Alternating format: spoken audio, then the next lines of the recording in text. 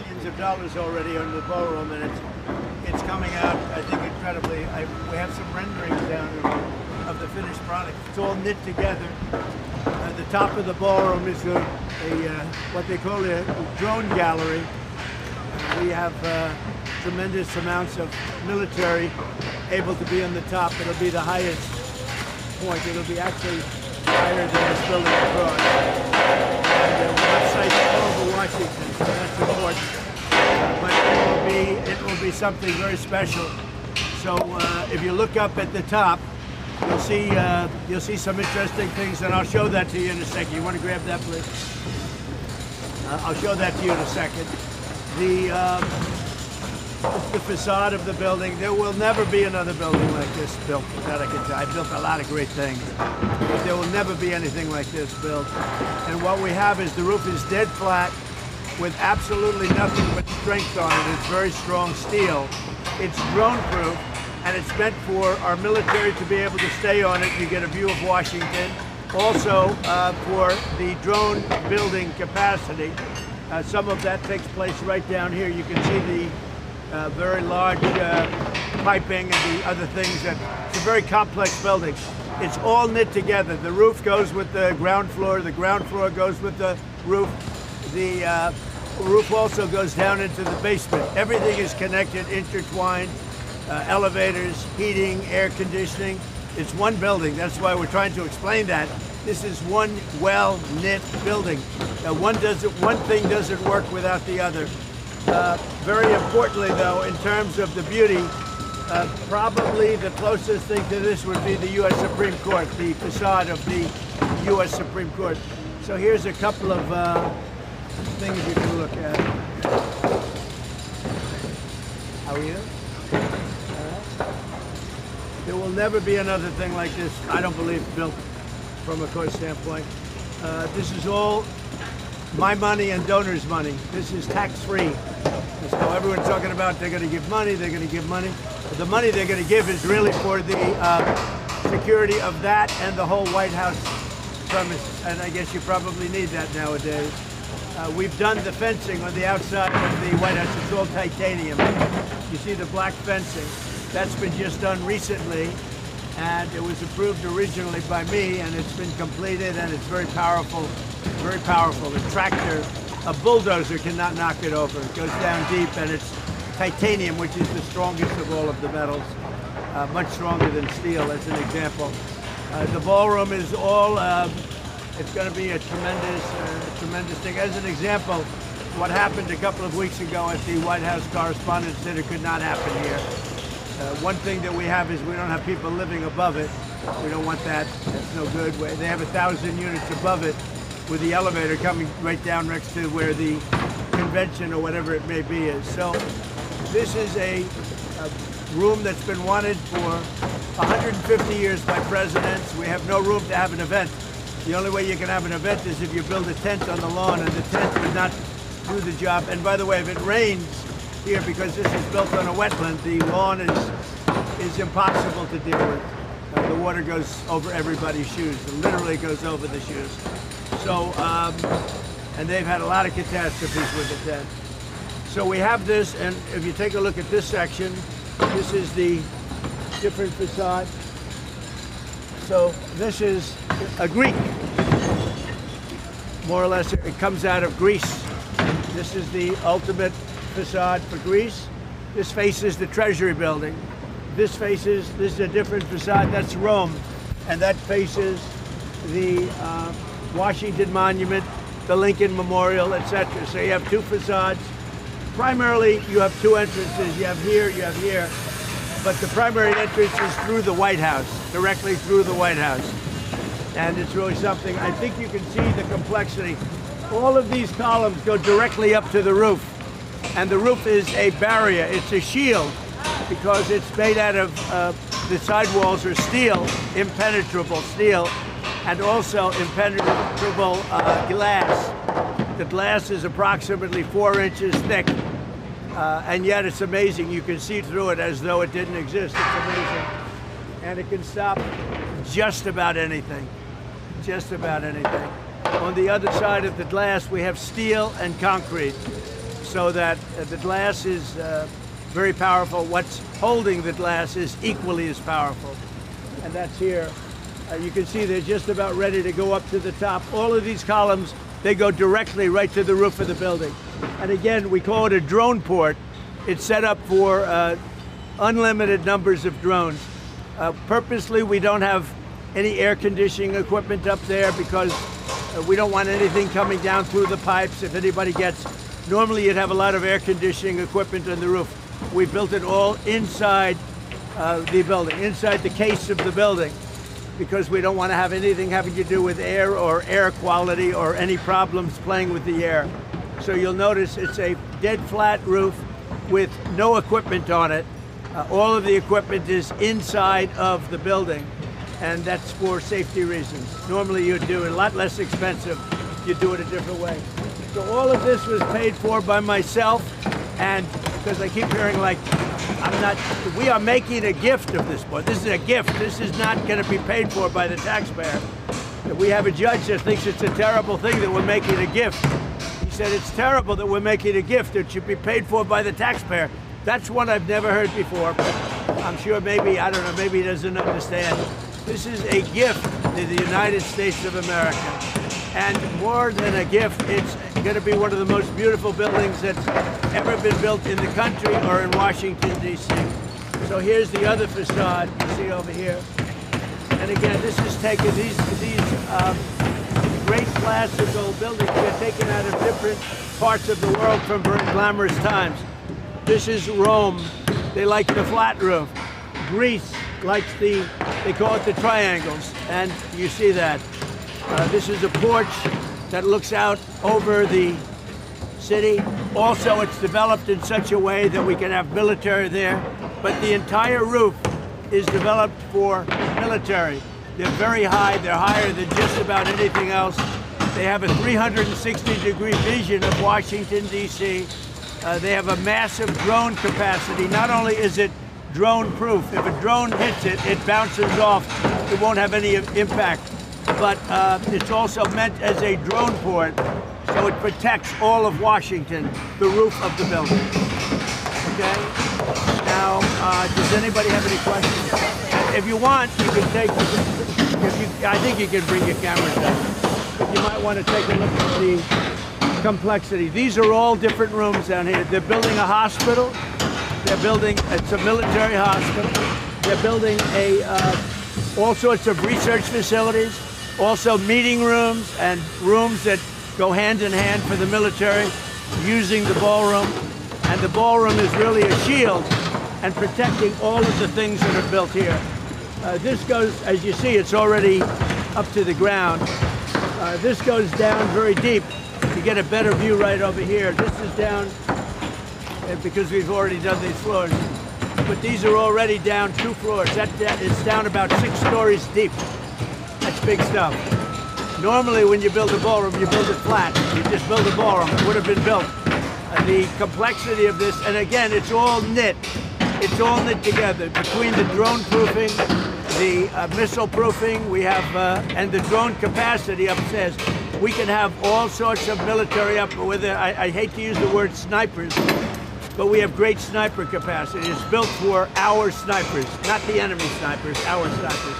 And because of the height, we get a very clear view of everything all over Washington. Yeah. The President, you mentioned that this is being paid for out of pocket, but why is Congress in pocket? Explain sort of the difference. Well, they're not. Congress is approving, Congress is approving money for security. It may go, some of it may go here for additional security, I don't know.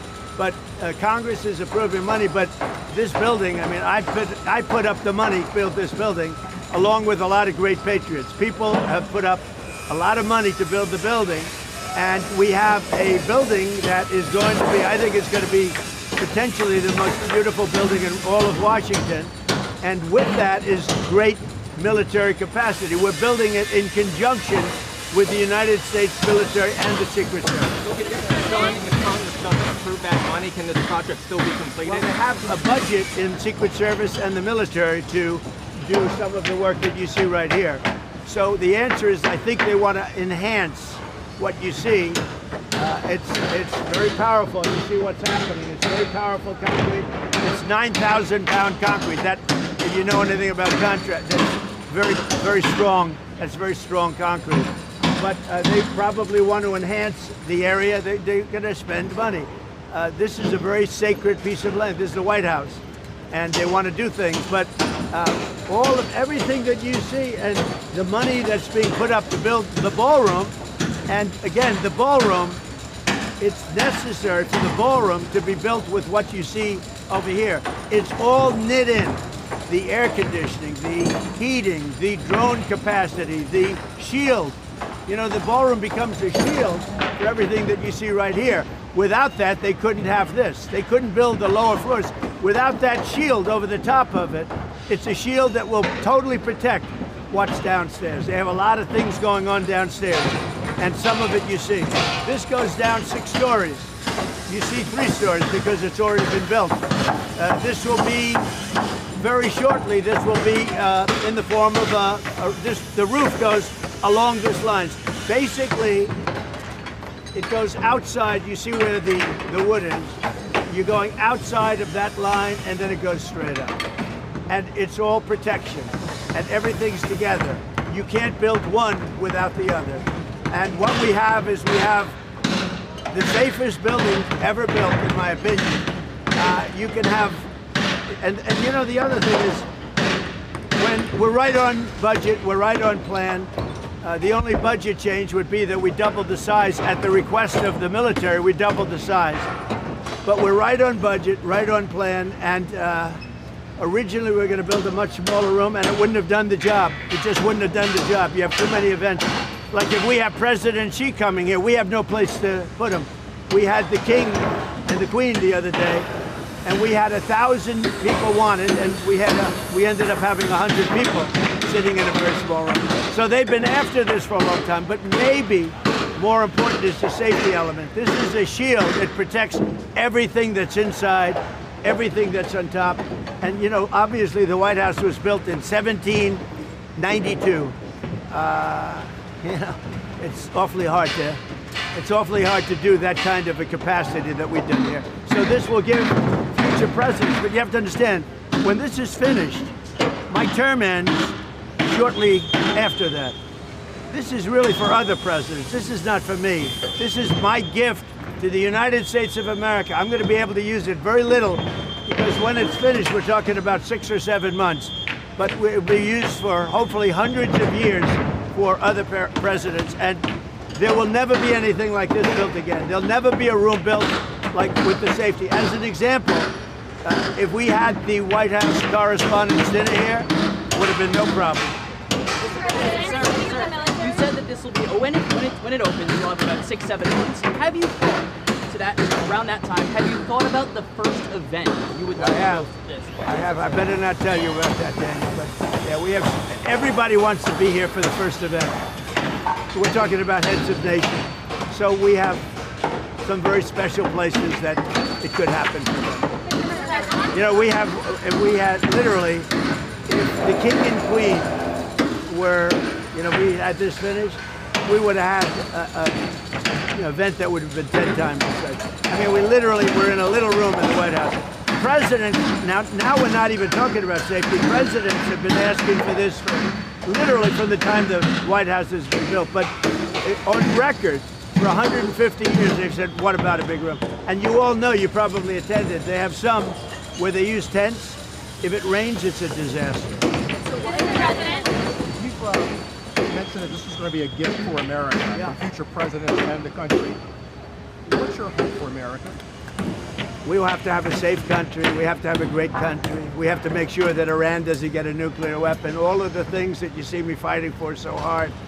And it's always tough. You know, we're negotiating with Iran, and then you have the Democrats, I call them the Democrats, putting in a bill that Trump should immediately stop. You know how it is to negotiate with a country where you're beating them badly? They come to the table, they're begging to make a deal, because they're begging to make a deal. I hope we don't have to do the war, but we may have to give them another big hit. We may have to give them another big hit. I'm not sure yet. You'll know very soon. But how do you feel when you're negotiating? You're winning every point, And they say, but in Washington, they want to stop you from negotiating. They want to stop you, and it's only political. It's the Democrats. They're dumb. It's a new name. It's a very accurate name. So I'm in the middle of a negotiation. I'm saying you cannot have a nuclear weapon, and it comes over the wire that the Democrats want to stop Trump from further negotiations. They want to stop Trump from, if he has to, giving them another slap. They want to have a nuclear weapon to blow up the Middle East and to blow up, frankly, the world. It's not going to happen. Mr. President, Nice to see you, buddy. Mr. President, how close were you to striking Iran? I was an hour away. We were all set to go. You're talking about yesterday. Yes. We were going to be striking it would have been happening right now. Yeah, it's all done. The boats, the ships are all loaded. They're loaded to the brim. And we were all set to start. Mr. President, did both nations tell you that convinced you to They said that they feel they've had for the first time in almost 47 years. You know, Iran's been the bully of the Middle East for 47 years. I mean, literally the bully of the Middle East. And, they're nasty, very dangerous. They wanted a nuclear weapon. Had I not terminated Barack Hussein Obama's Iran nuclear deal, had I not terminated it, see, that's the win. That can't happen with the real structure. On Cuba, what do you want to see from Cuba's government before you would take the option of military action? You're talking about Cuba? Well, we're going to see. Look, Cuba is calling us. They need help. Look, Cuba is a failed nation. Cuba needs help, and we'll do that. Just hold him, though. It's like an exercise game for him. Give that to me. I'll hold it. I'll hold it. It's so beautiful. See, I look so thin. They'll say, oh, he's gotten so thin because I'm holding this. You don't have to look at my waist. You can look at this. You saw enough of my waist along with President Xi. Are you confident that you can reach a diplomatic deal With Cuba? I think so. Yeah, I think so. I am very prone toward the Cuban Americans. They've been incredible people. Many of them have lost family members. They've been very badly hurt themselves. They've been in prison. They've come to this country and they've been very successful. The Cuban American people in Miami, I mean, they are amazing people. Most of them are in Miami, in Florida, but mostly in Miami. I'm very, very prone to helping them. I mean, they've been, I think I got 97% of that vote. I want to help them. Now, they have family members in Cuba. They've been treated very, very badly. They've been treated extremely badly, and we're going to get that solved. That's not going to be hard for us to solve. But you can do that without changing the regime there, you believe? Well, I don't know about changing the regime. I can do that, whether you change the regime or not. You know, it's been a rough regime. They've killed a lot of people, but it's a country that really needs help. It has nothing. They can't turn on the lights. They can't eat. We don't want to see that. So how much notice did the Gulf nations have? How much notice did the Gulf nations have that you're going to take strikes before they They called me over the last 2 days to say they made a lot of progress in there, because we have them negotiating with us, and primarily Saudi Arabia, Qatar, UAE, Kuwait a little bit, and Bahrain, and some of the others. And we have them negotiating with them. We're all working together. It's like a team. And Israel, of course, and Israel's been a great partner. And so we are negotiating together. I got a call from numerous of these people. They know the people in Iran. Don't forget, when you talk about regime change, I think it's the ultimate regime change, because the first level and the second level are no longer with us. They're someplace, but they're no longer with us. So we have real regime change. But I got a call yesterday, sir, could you wait? We think we're close to a deal. And that's okay. Now, I've heard it before with these people, and they change their mind. I made deals with them, no nuclear. We immediately get the nuclear dust. And they said, you're the only one can get it, because the bombers did such an unbelievable job that the mountain literally collapsed on top of it. They said us, and they thought China would be the only two countries that could even get it. But I think it's important to get it, maybe psychologically more than anything else. How long did they know that you were planning to the Gulf nations? They knew I was getting ready to attack. I didn't tell them. I never tell anybody when. You're in constant contact? I never tell anybody when, but they knew that we were very close. I would say I was an hour away from making the decision to go today. And we would probably not be talking about a beautiful ballroom today. We'd be talking about that. And no, I had made the decision. So they called up, they had heard I made the decision. They said, sir, could you give us a couple of more days?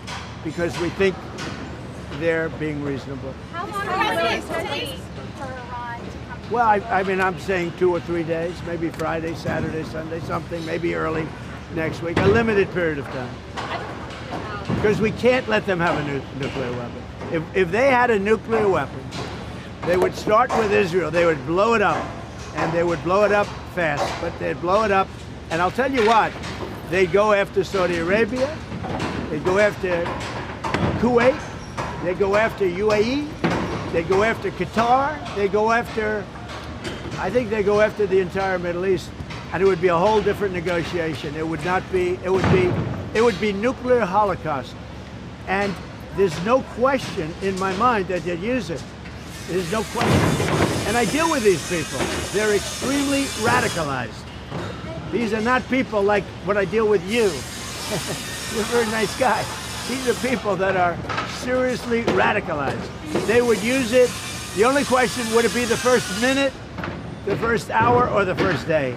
I'm not doing this politically. I'm doing, look, everyone tells me it's unpopular, but I think it's very popular. When they hear that it's having to do with nuclear weapons, weapons that could take out Los Angeles, could take out major cities very quick. When they hear that, you know, when they're explaining, I'll tell you what, when we explain it to people, I don't really have enough time to explain it to people. I'm too busy getting it done. When they understand, I think it's frankly very popular, but whether it's popular or not popular, I have to do it. Because I'm not going to let the world be blown up on my watch. It's not going to happen. Honest Massey and your endorsed candidate. Yeah. Do you think your candidate can beat him? And Well, what are you seeing? yeah, Thomas Massey's a terrible congressman. He's been a terrible congressman from day one.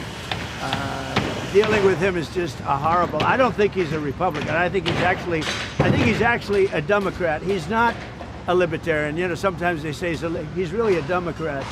He votes against us all the time. He voted against the border wall. He voted against men playing in women's sports. He voted against transgender for everybody, the mutilization of your children. He voted against, again, open borders. We have the best border we've ever had right now. Nobody's coming in. I mean, a report just came out. In the last 11 months, literally nobody has been allowed into our country illegally. We're taking people legally. They go through a process. But nobody's come into our country. But we've taken out hundreds of thousands of people.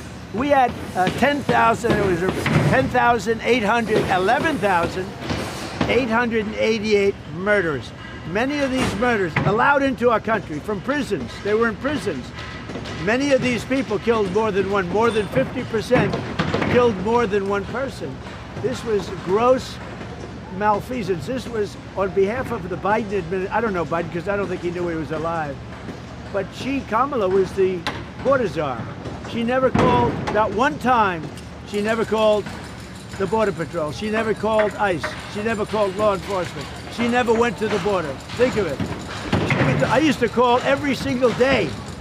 And that's recently. Now I call less. We have nobody coming through. We had caravans coming through with tens of thousands of people pouring into our country. We had no idea who they were. We would have been, I'll tell you what, our country would have been destroyed. If they won this election, our country would have been, we have now the hottest country anywhere in the world. If they had won the election, our country would have been destroyed. Our country was a dead country 2 years ago, and now we have really the hottest country in the world. And this is the ballroom, and it's going to be something incredible. You see the quality of it, and they go right, those columns go right into the roof, and on top of the roof, we're going to have the greatest drone empire that you've ever seen, and it's going to protect Washington. Thank you all very much. We have a little breakfast for you. Really? Yeah. Where is the breakfast? I'd have it. Where is it? Oh, it's right over here. We have a little bit of a breakfast for you. I figured I'd be nice to you for a change. We dedicate 250. Thousands of people gathered there. It was great. This past Sunday. Yeah. Spoke by I did. video. Scripture. Why you wanted to see that happen, and are you pleased with the turn? Well, I think that it was great. Thousands of people showed up, and it was a beautiful, beautiful day. I did scripture. You think it's easy to read scripture? It's not easy to read scripture. That's a whole different ball game. That's not like reading a speech. We will build the wall. This is a whole different deal. But I did it proudly, and I guess it was broadcast. We had tremendous crowds. I think religion's very important for a country. I think having this country was built largely on religion. If you look, it was built so, and when you have strong religion, you have less crime. It's just a fact. You know, whatever it may be, it's like, gee, I want to go to heaven, so I'm not going to do this or that. Who knows? But we have a country that was based on religion, and I'm very proud of that. And if you look and you see all of the polling, I mean, polling is so fake, but on this it's not fake. Religion is really going up in the last year. And during the time, I mean, really during the time I first got elected in 2016, it's a much different thing. I'm very proud of that. Religion is a good thing. Christianity, it's a great thing for our country. I mean, so many of the things that we've done, the successes that we've had have been based on Christianity and religion. So I'm very proud of that. Religion is taking off like our country is taking off. Our country's hotter now than it's ever been, and I'll tell you, religion is making a tremendous comeback. You look at churches today, they're full. You go back 2-3 years, nobody was going. So we're very happy with it.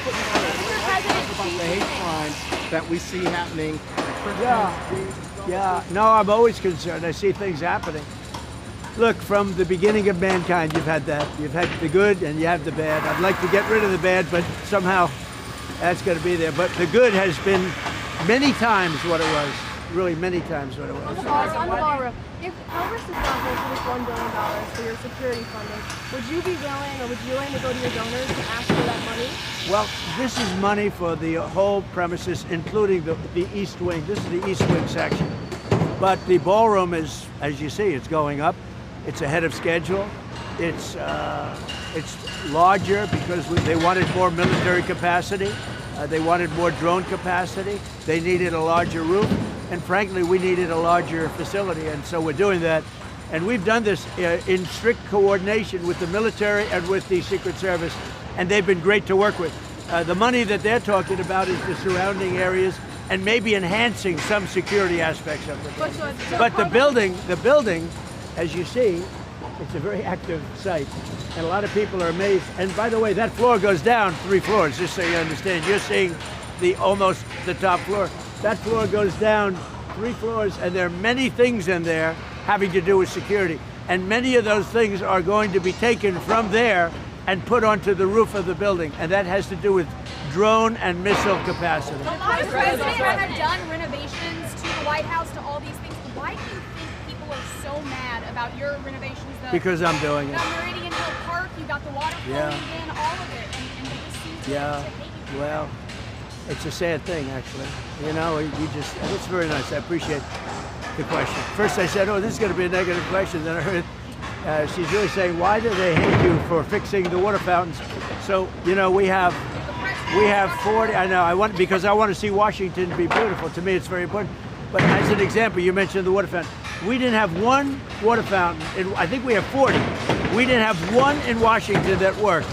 And soon they'll all be working. Many of them work right now. And I think one of the best things, President Obama, President Biden spent much more than $100 million on the reflecting lake between the Lincoln Memorial and the Washington Monument. They spent much more. They spent, some people say, $200 million. You know what they got out of it? A closed lake. It never opened, and when it did, it shut right away. It leaked. It was a disaster. I'm doing a job on the reflecting lake for a fraction of what they paid. Now I've upgraded it I got so into it. I've upgraded it like you wouldn't believe. I'm doing all the walkways outside. I'm doing it properly, but it's a much bigger job. But you see it's happening now. It's going to be beautiful. It's going to be waterproof. It's going to be reflecting again. I took over a dirty, filthy thing that wasn't open, and it was disgusting. And friends of mine would come to the Lincoln or the Washington and they'd say, sir, it's disgusting. I said, what's disgusting? The reflecting lake.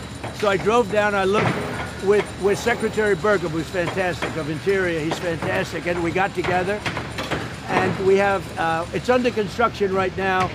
I want to get it open before July 4th, which we'll easily be able to do. It'll be open before that, but easily be able to do, July 4th being a very special day. And it is going to be beautiful. Beautiful blue color, dark blue color. It's very reflective. I put a thing out yesterday showing the reflection. We did a little test. We wanted to see. It's unbelievable. It's like a mirror. Did it look good? Did it Well, work? it's like a mirror. It's beautiful. And I saw there was guys out there, Yeah. almost like, are they hand painting it? Is They're, that how they're doing, it? yeah, well, they're fixing the stone outside, and they're sandblasting the stone. We're doing a much bigger job than we wanted to do. But think of it. Obama and Biden spent over $100 million, and you know what they got? Nothing. They opened it up, and it leaked like a sieve, and they closed it, and it stayed closed. They've been working on it for years. I've been working on this for a couple of months. When it's finished, it's going to be incredible. But we have other fountains, beautiful fountains. They haven't worked in 30 years. They're just sitting there rotting, and most of them are now open. And right across the street, I made a donation, and I'm building Lafayette Park, and it's going to be beautiful. I like her. How much was the donation? Are you happy with American So- flag blue? Well, I put up the American flag. No, the American flag blue. Are you happy I with think the so. I mean, I'll let you know. I wanted a lighter color blue. The person that really knows this stuff said, no, dark is much better. You don't see the leaves, and you know, things will get in there. But most importantly, the dark reflects much better. Mr. President, he asked you. Claiming so desperately that MAGA is divided. Well, I think it's the strongest it's ever been. You know, you take a look at what happened in Louisiana 2 nights ago with a certain senator that was very disloyal to me and to the Republican Party. He's not even allowed to run for office. We have another big race. This guy Massey is terrible. Let's see what happens. It's not easy beating incumbents, but we have a great guy running against Massey. Massey's a terrible, I think the worst congressman the Republican Party's ever had. That'll be tonight. That'll be good television, and we'll see what happens there. But I think MAGA's never been more together, actually. And I'm going to be making an endorsement today in Texas. I'm going to be putting out an endorsement in a little while in Texas, the great state. You know, I won Texas all 6 times, meaning primaries and the race, and I got the highest vote in the history of Texas, and I love Texas, but I'm going to be making a endorsement at about 12:30, 1 o'clock today for the big race, the Senate race in Texas, and I hope you find it good. So I do think, I mean, I appreciate the question, because even CNN, they did a poll 2-3 weeks ago. They said Trump is at 100%. That's Harry Endon. I like Harry Endon. He's got a lot of energy. I like him. But he did a poll, and he's a good pro. And he gives the good and the bad. But I think he's an honorable guy, because we get a lot of good. You know, he predicted I was going to do great with the Muslims in Michigan and win Michigan, and I did. I did good, and I won Michigan by a lot. He made a lot of good predictions, but he did a poll 2 weeks ago that said Trump is, I mean, this is up. You can check 100% popularity with MAGA. MAGA is most of the Republican Party. The rhinos are gone to a large extent. A few of them are still left, so hopefully we get rid of one tonight in the form of Tom Massey, who's horrible. But no, it's been amazing. But I'll be making a statement in a little while as to who I'm endorsing in Texas for the Senate. And there are those that say whoever I endorse is going to win. I don't know if that's true, but historically that's absolutely true. I just don't like to say it because I don't like to brag. What helped you make up your mind?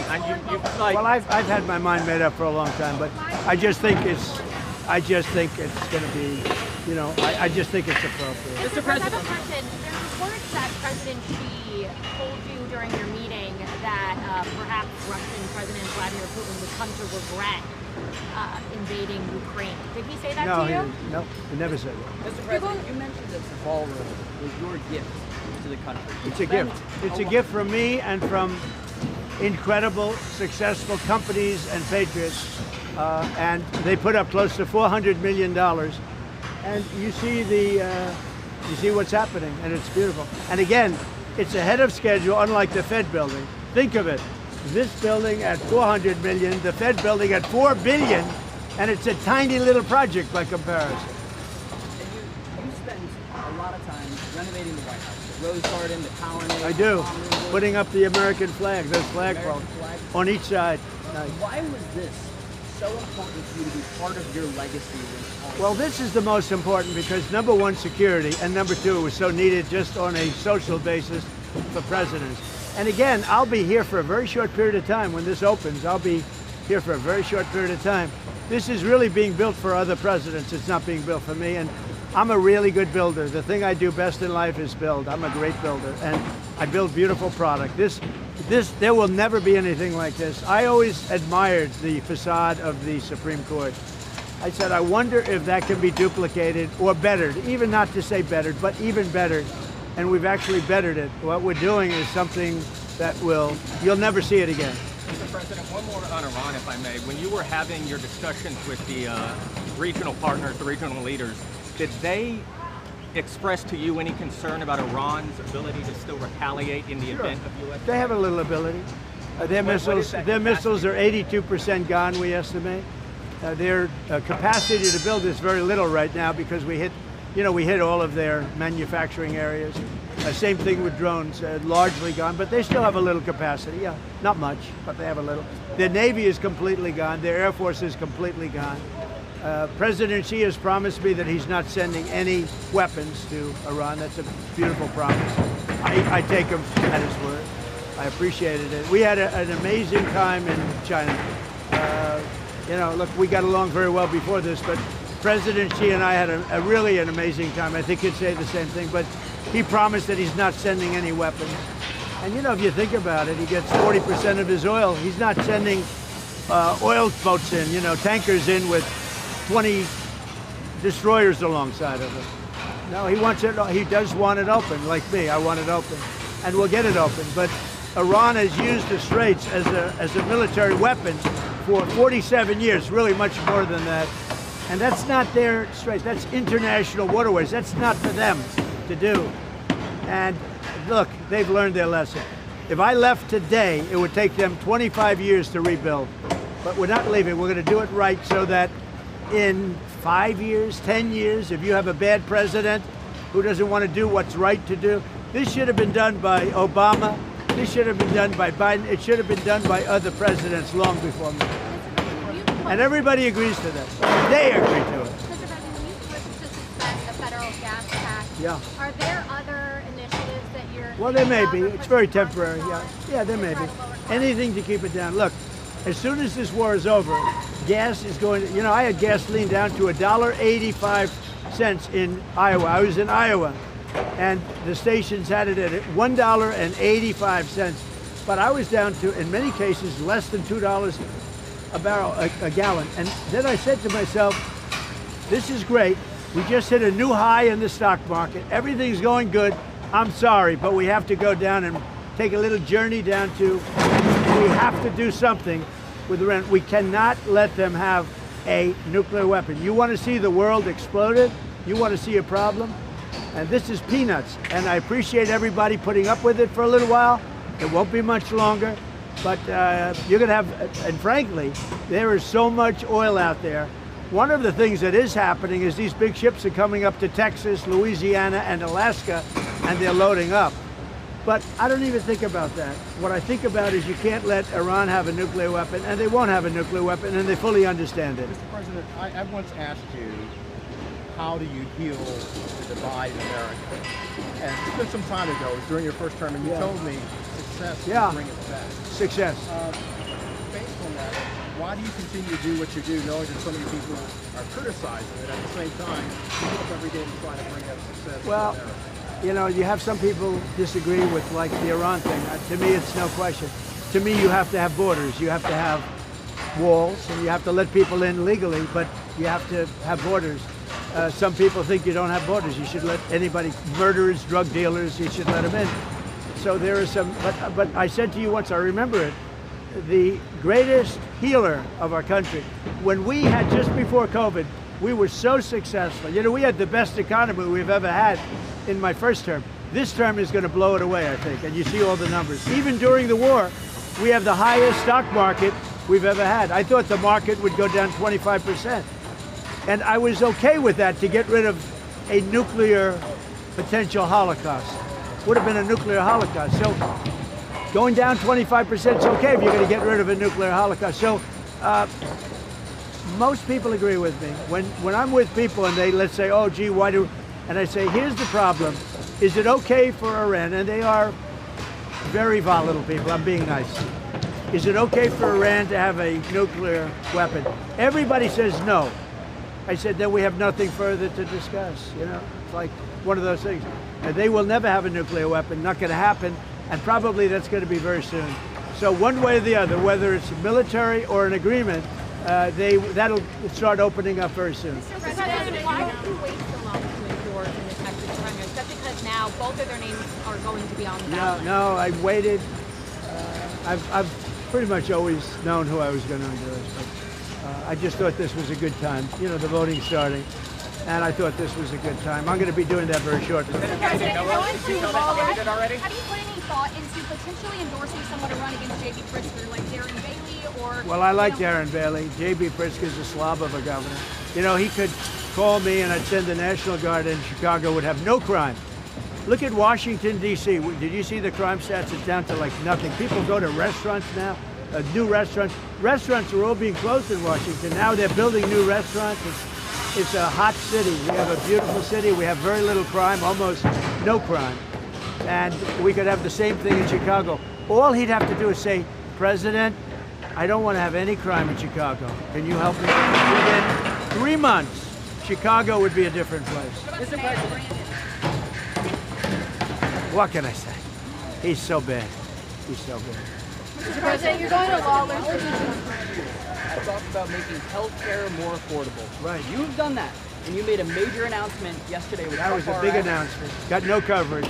I reduced drug prices by 50, 60, 70, 80%, and it gets no coverage.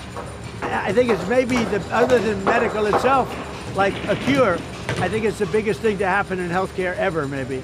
I brought the price, we paid the highest price in the world. Now we're paying, as of now, we're paying the lowest price in the world. Prices of drugs have gone down 70, 80, 90%. For 28 years, they never went down. In my administration, I got it down 1/8 of 1%, and I thought it was great. The first time, the only time in 28 years that it went down. Now I got them down 50, 60, 70, and even 80%. And that has a huge impact on healthcare. Listen, go have breakfast. Have a good time. Thank you, Mr. Have breakfast.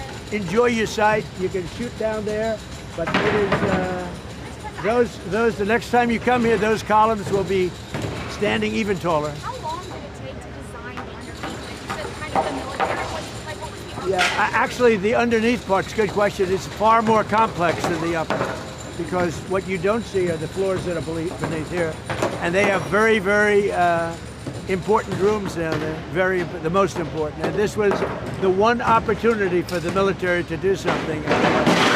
You know, they came. Normally, I'd build a ballroom on flat land. I wouldn't have any of this.